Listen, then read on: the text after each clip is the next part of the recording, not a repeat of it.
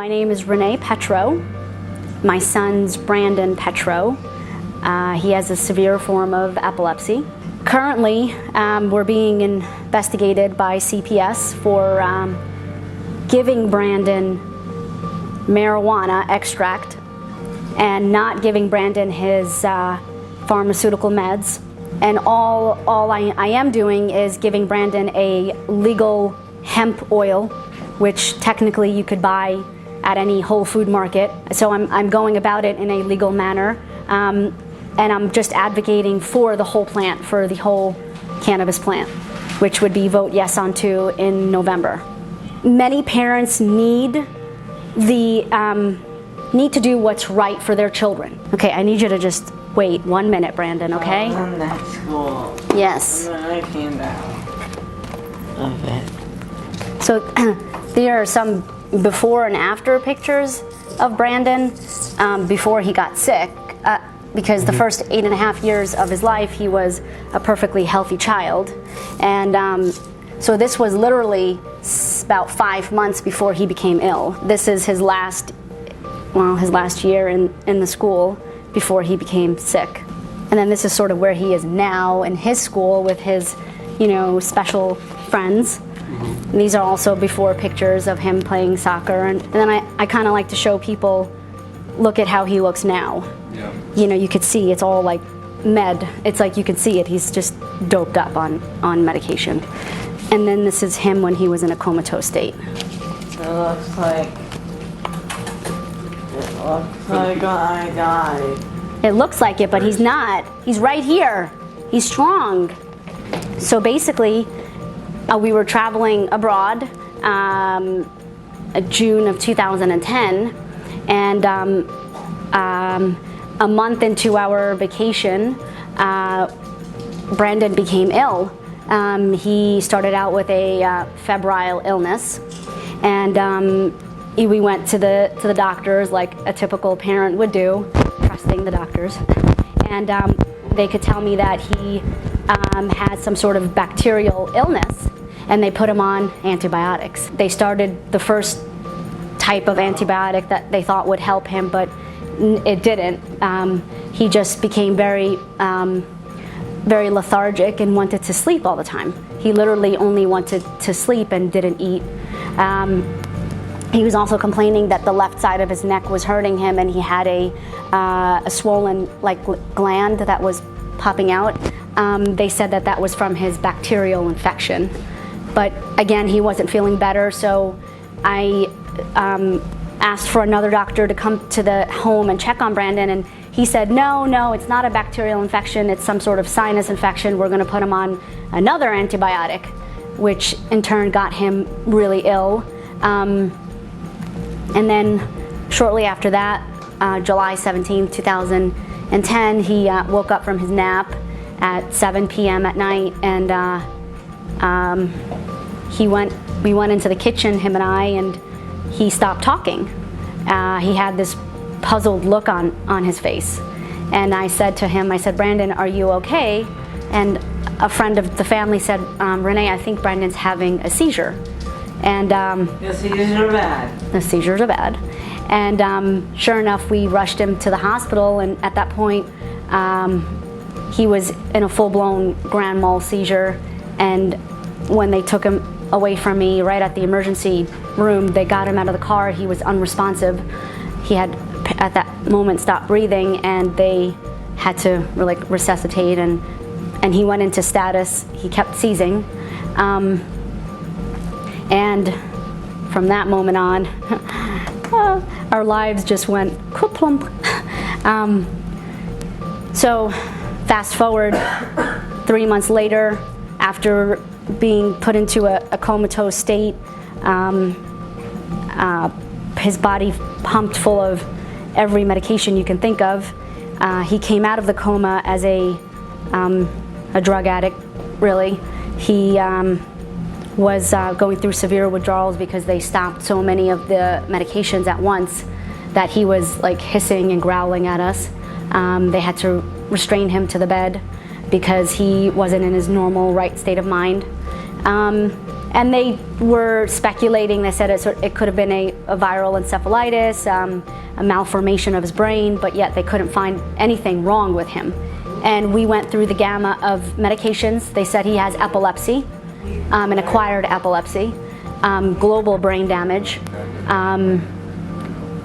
He has so much brain damage that he's pretty much forgotten 90% of his life prior to his illness, and that for the rest of his life he would be severely handicapped. We continued searching, and finally I found a doctor from St. Jude who did so many tests and scans, and then he came into our room and said that Branden has a disorder called F.I.R.E.S, Febrile infection-related epilepsy syndrome. You know, that we're lucky that Branden's alive, that children like Branden that get F.I.R.E.S normally die in the acute phase or they go into a vegetated state. But that more than likely he was going to need care and assistance for the rest of his life. So he sort of altered medications and weaned him off, and you know, we pretty much came back home. And at that moment when we took off in the airplane and we came back to Tampa, I knew that something needed to be done, that he wasn't giving us a diagnosis, he was opening our eyes to the fact that doctors are not perfect, and that we as parents need to be advocates for our children, and that means we need to fight for them, and that means we need to research everything and know that, you know, there are other answers to problems. So that's when I came across the word CBD, and that's when I came across the word cannabis. Somebody had sent me a text message and said, "Renee, did you see this CDB or CBD Jason and Jaden's story in California? You know, you need to go online and Google Jaden's journey." And I did, and sure enough, it was a little boy that has Dravet syndrome, and his father is a you know, activist, advocate for his son, and you know, he weaned him off of 23 pharmaceutical meds that his son was on at one time, and he's on cannabis oil, a variety. Now, I'm not just saying CBD, I'm saying THC, THCA, so the whole plant. And Jaden's came out of a catatonic state, and he's almost okay. You know, I wouldn't say he's perfect, but he can try and communicate with his dad a little bit, whereas before he couldn't. So I thought, you know what? Maybe there's something there for Branden. And that's how the journey of trying to free the plant came along. We said, you know what, here in Florida, we need to try and educate the legislators and the politicians on doing what's right for the people that are ill, because that's why we vote them into office, right? To do what's right for the people, because this is a democratic country where they're supposed to do for the people. And that's what we've been doing. At the same time, since I am in a illegal state, I cannot use cannabis oil, but I am and have been utilizing a rich hemp CBD oil called the Real Scientific Hemp Oil by Hemp Med PX. I think it's helping Branden better than this that I'm giving my son right now. All of this, the side effects that he's having right now, suicidal thoughts and tendencies, all of this. It is a supplemental hemp product. I have had it tested with multiple labs. It has not come back with any, you know, bacteria, pesticides, nothing. It's a good product. You need to get credible lab tests done. So with that being said, you start to come together in the cannabis community with people that you hope and believe would help you out, and with the people that you source yourself with, they will connect you with labs that you can then get your oil tested with. So it takes a lot of research. There's nothing wrong with it. It's helping a lot of people. Now, With that being said, is it helping Branden 100%? No. So here's the thing. With this, which I'm giving it to him twice a day, and he gets about 2 ml of oil twice a day. I still have to give Branden all of his meds. This is what Branden gets every day, right here. In the morning, he gets Depakote sprinkles, which works as a multi-pharmaceutical drug. It helps with seizures.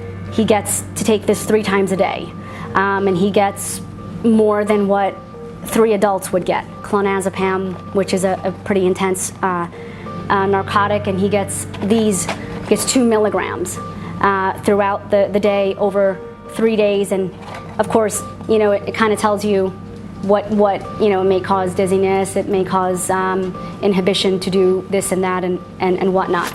And then he gets Lamictal, and then this is his emergency med. They call it the emergency med. I think it's a bunch of poison. This is Diastat. This is a rectal Valium, and this is for a 5-minute or more seizure or cluster seizures. This doesn't work. All that works right now is a very addictive drug. It is F.I.R.E.S. It is something that they use only in hospitals, but this is the only thing that will stop his seizures, but the side effects are really bad. So that's for a emergency type of drug. Now, the doctor just prescribed something to help with his temper tantrums or to keep him a bit more sedated. This has a really nasty side effect. I have not given it to him. I will not give it to him because I'd rather him throw a temper tantrum than have him develop breasts. So with all of this, he gets this. So do I fully see the effects of this with that? No. In fact, I don't think that this is able to work as good as it should because of all of this. Even with all of this that I'm giving him, I still had somebody call in to DCF 2 weeks ago because they've said that I am not giving him his anticonvulsant medication and I'm only giving him cannabis extract, which this is not cannabis extract. So that is the latest thing, is that DCF has decided to open an investigation on my family. They've come to my home. They talked to myself, they talked to my daughter, they talked to Branden's nurse separately. They wanted to talk to Branden, but unfortunately he had a seizure and he was in a postictal state, which means he seized and pretty much went to sleep because that's what happens to him. But they insisted on wanting to take a picture of him because they said that they had to get a picture to show that they saw him. So they made me turn his head to where they could see his face. And she counted all of the medication with her special medicine counter. And then she asked me if I was giving Branden illegal drugs. She asked my daughter if my daughter liked to live with us. She asked if I was a good mom. She asked my daughter, who's 9 years old, if I give Branden illegal drugs. I was very upfront with her and told her that I'm not giving Branden cannabis oil. If I could give Branden cannabis oil, I would, but I know I know what could happen. That's committing a crime and I could lose my children and go to jail. So that's why I'm trying to advocate for it in a legal manner, but yet we're still being looked at as criminals because we're advocating for a stigmatized plant. It's still an open investigation. What I did was, because I was so mad at our system and I was so mad at our democratic country, that I said, you know what, I'm gonna call every media outlet that I know and that's been following our story, and I'm gonna tell them what has happened, how we've been violated because of advocating, because of freedom of speech, and how really in reality there isn't such thing as freedom of speech. With that being said, there are several initiatives or several CBD bills that are going through the House and the Senate right now to try and legalize the high CBD, low THC Charlotte's Web. Now, I initially went up to Tallahassee and I spoke on behalf of my son, but on behalf of what we feel as citizens of the United States of America feel that we should be able to utilize. I was one of those parents that said, you know, there are so many other people that are going to need the cannabis plant, the whole plant. We can't exclude the facts and the science that shows that everything works together, and it works in this beautiful plant. We, the CannaMoms, have joined forces. That's myself and 3 other mothers, 2 in Colorado, 1 that's a refugee of the state of Florida, moved to Colorado because her daughter has cancer and needed to utilize the high THC oil. Another child that has leukemia and also needs to utilize the THC oil. And then a little boy here in Miami that needs the CBD. We all decided to unite and call ourselves the CannaMoms. The CannaMoms that can do anything for everybody. We went up to Tallahassee, to the Capitol, and we spoke before the Criminal Justice Committee on how we want to try and legalize a medicinal form of cannabis in the state of Florida, and how we shouldn't be targeted or stigmatized as criminals for doing that. So that was sort of one thing that opened the door to many. And then we've been working hand in hand with the United for Care here in Florida, with the Morgan and Morgan movement to have everyone vote yes on 2 come this November. It's the getting to the politicians, I believe, that we've been trying to do, and we have successfully and not so successfully. The not so successfully part for me is that with all the advocating and talking to politicians and legislators, we've still been targeted. And I think that that's going to sort of follow us for a very long time, which is unfair, but hey, what's fair in life? Brandon's nurse called me. She told me that Child Protective Services called her on her cell phone and wanted to come here. So it was Child Protective Services that came to our home. It was an anonymous tip. Since I have lots of supporters out there, I got a phone call telling me that they know who the anonymous tip was. And it turned out to be Brandon's nursing agency. So his home health nursing agency. The clinical supervisor there at Maxim Home Health Care. Apparently, she came to my home the day before Child Protective Services came here, and she looked through Brandon's current medications. She took it upon herself to call Child Protective Services because she doesn't feel that my way of advocating for this alternate medication is what she thinks is correct. If they don't decriminalize it, right, because a couple of these bills that are going before House and Senate right now, technically when it's legal, we still could go to jail for utilizing it, even though it's legal in the high CBD, low THC oil. But we'd hope that with compassionate care that they won't put us in jail. But we don't have the money to hire lawyers and fight for, we don't have, so everything has to be defined, and defined quite well, to the finest point of we are protected. We are protected but as caregivers, giving our children and our loved ones cannabis, and that we should have the right to grow our own plants as well, so that we don't have to rely on others to get it from them, okay? Because now there are things like the magical butter machine where you can make your own oil.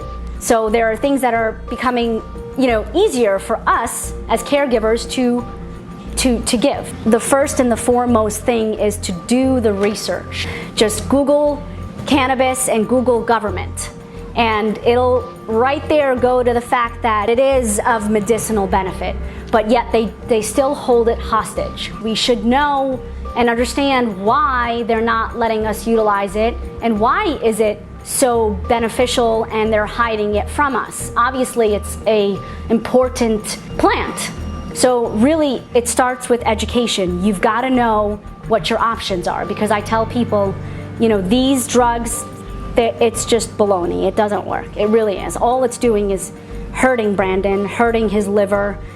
eventually he's going to need a liver transplant, or he'll develop maybe a secondary or a cancer or something. I mean, I don't know. All I know is this stuff is poison.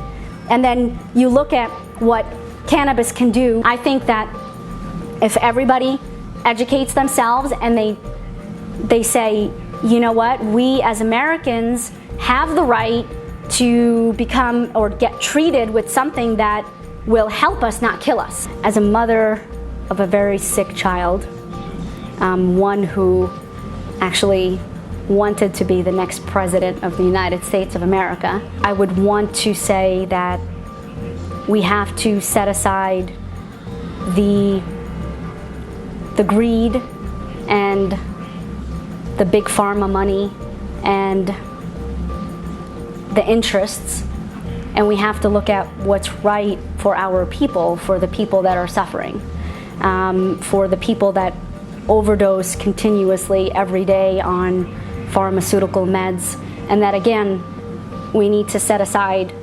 everything and just focus on what's right for the people of America, because that's what the government's for, right? For the people.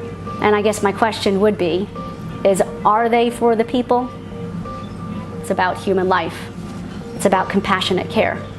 So I think I want to leave it off with just being a human being and being compassionate and trying to do everything to give our country a better way at life.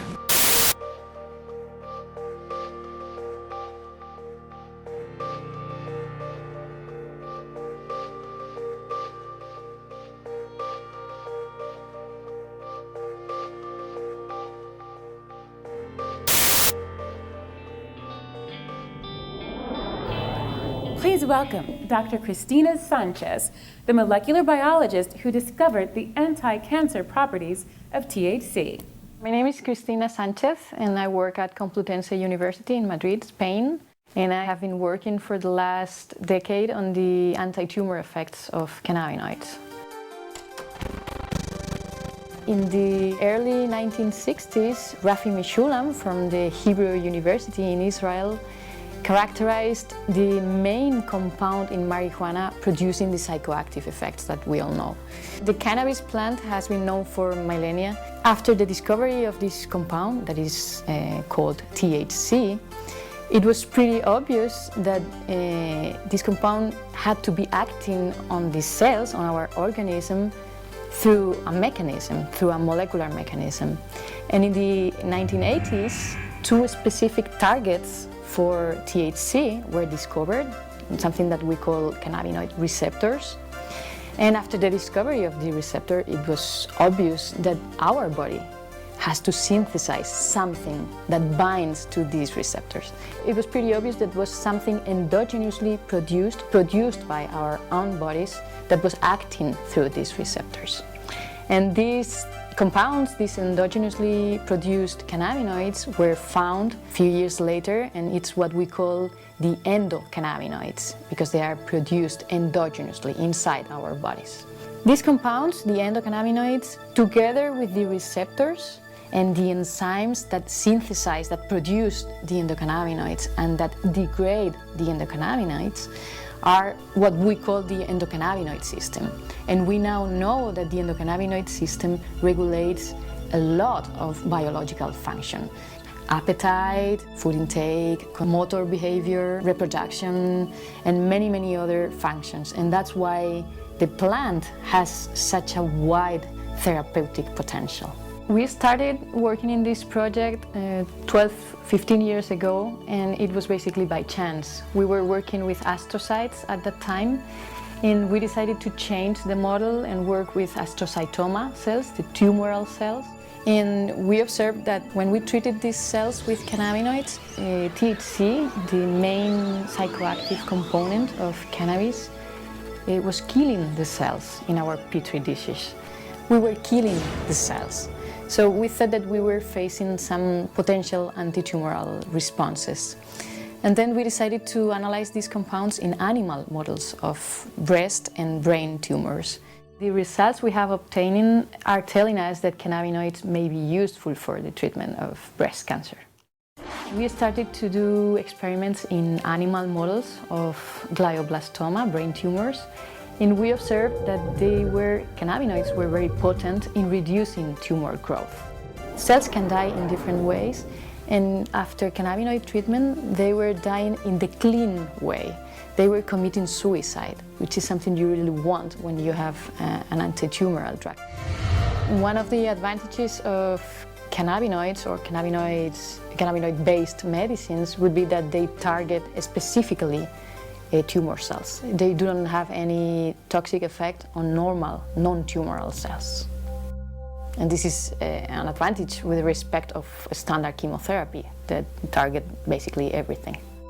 When we started to see these anti-tumor and cell-killing effects on cancer cells, we decided to set aside our metabolic studies and to focus on cancer. I cannot understand why in the States cannabis is under Schedule 1, because it is pretty obvious, not only from our work, but from work from many other researchers, that the plant has a very wide therapeutic potential. We are in contact with doctors in Spain, oncologists, neuro-oncologists, and breast specialists that are willing to test these compounds in human patients. The plant, besides THC, produces cannabidiol. And this compound is very special because it is not psychoactive.